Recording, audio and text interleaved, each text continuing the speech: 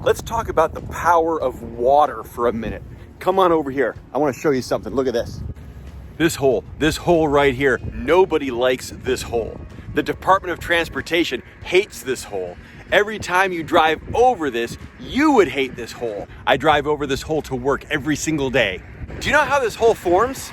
First, some drops of water trickled into a little crack like this, and then they froze. And when they froze, it expanded that crack a little bit, and then it melted. Then more water got into that crack, and it froze, and then it melted. And then it froze, and then it melted. And it froze, and it melted, it froze, and it melted, it froze, and it melted, it froze, and it melted, it froze, and it melted. And then it became a big hole like this one. And it was all by the power of water freezing and melting. That's a lot of power. This hunk of metal right here, that's the USS Inaugural. It was a warship in World War II. It was used for a floating museum for a few years near the Arch. Then it floated away in a big flood almost 30 years ago. And now it's here. This huge ship, it's almost 200 feet long. And now it's just a rusting wreck. And all it took was some rain and the current of the river.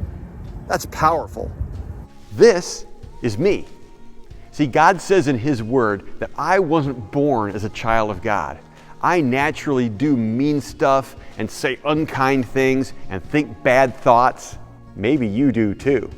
In fact, I naturally walk away from God. But something amazing happened. Jesus died for my sins. Then God did something really powerful with water. Now, water is powerful on ships and streets when you add temperature and current. But God connected me to Jesus' forgiveness when I was baptized. It wasn't water plus freezing or water plus currents. It was water plus God's promise. His promise to forgive me and His promise to make me His. You know, I even have a little certificate celebrating that.